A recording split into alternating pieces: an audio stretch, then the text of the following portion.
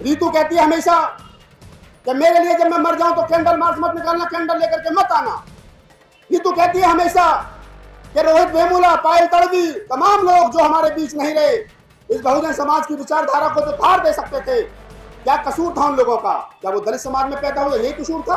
क्या कसूर था कि वो आंख में आंख डाल करके मनुवादी सिस्टम पे बात करती थी, ये कसूर था? और अगर ये कसूर है तो हम ये कसूर माँ के पेट से लेकर के पैदा हुए, बाबा साहब को पढ़ करके पैदा हुए हैं, हम ये हमेशा करते रहेंगे और तुम्हारी आंख में आंख डाल करके बात करते रहेंगे। क्या चाहता है देश का मनुवाद? वो चाहता है कि दलित दलित जैसा दिखना चाहिए, वो चाहता है कि दलित दलित जैसा दिखना चाहिए। हमसे कहते हैं राहुल नागपाल लगते नहीं चमार हो।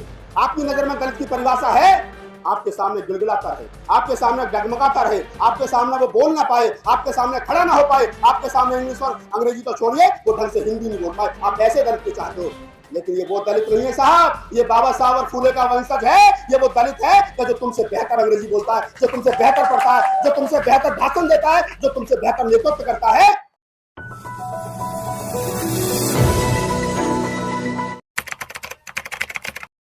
तमाम बहुजन महापुरुषों को नमन, जिन्होंने मुझे बोलने की और आपको सुनने की ताकत दी। मुझसे पूर्व में हमारे बड़े भाई मनोज अंतानी जी, जो समतावाद टीवी चैनल के एडिटर इन चीफ हैं, उन्होंने अपनी बात विस्तार पूर्वक से रखी और उन्होंने जो बात कही, नीलम जी ने जो बात कही, मैं उन दोनों की बात का समर्थन करते हुए अपनी बात रखता हूं। अंतानी जी ने कहा कि मुझे भाषण देना नहीं आता, ये सच्चाई है। जब भी मैं अकेले में होता हूं तो कहता हूं कि बोला करो, पढ़ा करो। बोले नहीं मैं पत्रकारिता में खुश हूं। मैं कहा बात ठीक है, लेकिन जब बोलोगे और आप बाबा साहब डॉक्टर अम्बेडकर, बुद्ध, कबीर, नानक, रैदास, फूले, साहू जी महाराज के विचार को आगे बढ़ाने का काम करोगे तो फिर आपके ऊपर एक दो मुकदमे होंगे, आपके सर में लठ पड़ेगा, आपके कमर पर लाठियां पड़ेंगी, आपके ऊपर पथराव होगा, आपकी गाड़ियों के शीशे तोड़े जाएंगे। तो फिर पता चलेगा कि नीलम बौद्ध, रितु सिंह, आशुतोष, मनोज अंतानी, लक्ष्मण यादव, रतन लाल, राहुल नागपाल, ये जो 10-20 लोग पूरे मुल्क में फूले अम्बेडकरी आंदोलन को आगे बढ़ा रहे हैं, जब इन पर लाठियां पड़ेंगी, जब ये पिटेंगे, तो शायद तभी हमारा समाज हमारे साथ खड़ा होगा। वो चाहता है कि हम लोग पिटें, हमारे ऊपर डंडे पड़े, हमारे ऊपर FIR हो। तो अगर यही सोच करके आप लोग आना चाहते हो, अगर यही चाहते हो कि मुकदमे हो, अगर यही चाहते हो कि हमारे ऊपर हमले हो, तो हम इस बात के लिए तैयार हैं। हम बिल्कुल नहीं डरे, बस आप आ जाना अगर इस बात का इंतजार कर रहे थे।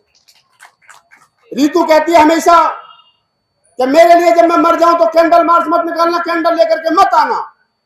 रीतू कहती है हमेशा कि रोहित वेमुला, पायल तड़वी, तमाम लोग जो हमारे बीच नहीं रहे, इस बहुजन समाज की विचारधारा को जो धार दे सकते थे, क्या कसूर था उन लोगों का? क्या वो दलित समाज में पैदा हुए, यही कसूर था? क्या कसूर था उन लोगों का कि बहुत अच्छे सुंदर दिखती थी पायल तड़वी रीतू की तरह?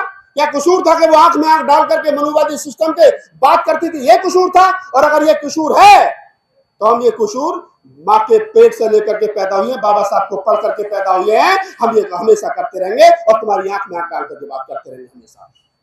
क्या चाहता है इस देश का ब्राह्मणवाद? क्या चाहता है इस देश का मनुवाद? वो चाहता है कि दलित दलित जैसा दिखना चाहिए, वो चाहता है कि दलित दलित जैसा दिखना चाहिए। हमसे कहते हैं कि राहुल नागपाल लगते नहीं चमार हो। हमसे कहते हैं लगते नहीं यार मनोज अंतानी, नीलम बौद्ध और क्या नाम रीतू सिंह, तुम दलित हो। तो आपकी नजर में दलित की परिभाषा क्या है? आपकी नजर में दलित की परिभाषा है आपके सामने गिड़गिड़ाता रहे, आपके सामने डगमगाता रहे, आपके सामने वो बोल ना पाए, आपके सामने खड़ा ना हो पाए, आपके सामने इंग्लिश और अंग्रेजी तो छोड़िए, वो ढंग से हिंदी नहीं बोल पाए। आप ऐसे दलित को चाहते हो, लेकिन ये वो दलित नहीं है साहब, ये बाबा साहब और फूले का वंशज है। ये वो दलित है कि जो तुमसे बेहतर अंग्रेजी बोलता है, जो तुमसे बेहतर पढ़ता है, जो तुमसे बेहतर भाषण देता है, जो तुमसे बेहतर नेतृत्व करता है। और ये हमने साबित किया है, ये एक दिन में नहीं हुआ, ये हमने साबित किया है। अभी तो जुम्मा 50-60 साल हुए अधिकार मिले संविधान में, तब इनकी नानी मर गई। अभी चलने दो थोड़ा सा, मुझे मालूम है आप छन्नी लगाओगे, आप जाली लगाओगे, आप गेट लगाओगे। जो बात बाबा साहब डॉक्टर अम्बेडकर के संदर्भ में संविधान सभा में आने के लिए कही गई थी, कुछ तथाकथित नेताओं के द्वारा कहा गया था कि हमने डॉक्टर अम्बेडकर को संविधान सभा संसद भवन में आने के लिए दरवाजे तो छोड़िए, खिड़कियां भी बंद कर दिए, लेकिन बाबा साहब की टांग थी, बाबा साहब की हट थी कि वो संविधान सभा में भी गए, संविधान भी लिखा और संसद भवन में भी गए।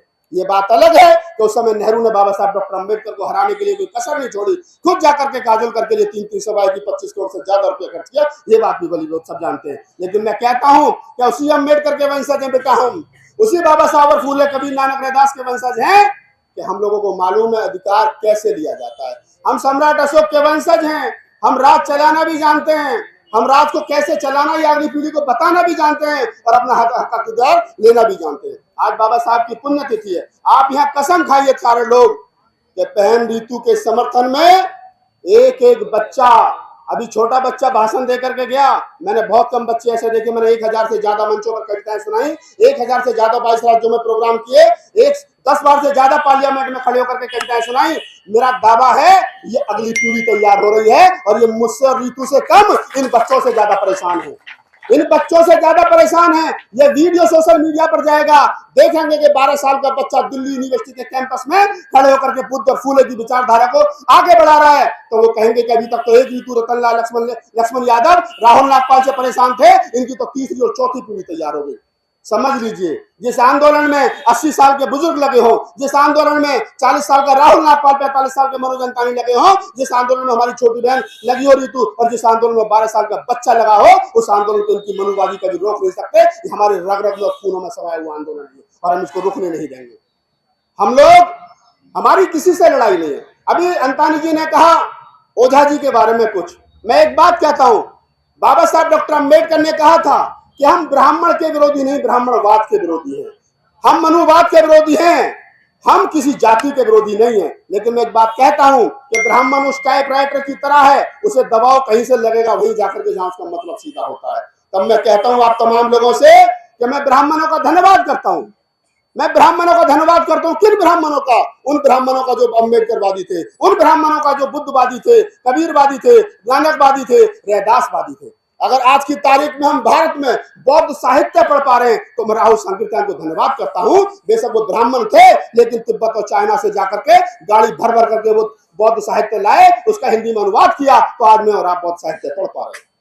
मैं भदंतानंद कौशल्यान का धन्यवाद करता हूं, जो बाबा साहब डॉक्टर अम्बेडकर के साथी थे, जाति से ब्राह्मण थे, पूरा जीवन बौद्ध धर्म के प्रचार प्रसार में लगा दिया। मैं सुरेंद्र कुमार शर्मा का धन्यवाद करता हूं, जिन्होंने पूरा जीवन बौद्ध धर्म को बढ़ाने में लगा दिया। मैं अनुराग ओझा जैसे बच्चों का धन्यवाद करता हूं और तमाम लोगों का धन्यवाद करता हूं। आइए, ये लड़ाई मानवता को बचाने की है, ये लड़ाई समता, स्वतंत्रता, बंधुता, भाईचारे को बचाने की है, ये लड़ाई इस देश की आधी आबादी औरतों के मान सम्मान को बचाए रखने की है, जिसमें कभी मनुस्मृति और तमाम हिंदुओं के धर्म ग्रंथों में कभी सम्मान नहीं मिला। हमारा क्या मतलब है? हम क्यों खामों अपना समय, कीमती समय निकाल करके ब्राह्मणवाद को और हिंदुओं के धर्म शास्त्रों में कमियां निकाल लेंगे? हमारे पास तो बहुत काम है, हम क्यों कमियां निकालेंगे? लेकिन हमें मालूम है कि इस देश को विश्व गुरु बनने से यही धर्म ग्रंथ रोक रहे हैं। अगर इस देश को सही माने में विश्व गुरु बनाना चाहते हो तो इस मनुवादी सिस्टम को और हिंदूवादी सिस्टम को आग लगा दीजिए। जब तक इसको आग नहीं लगाओगे तब तक कुछ होने वाला नहीं है।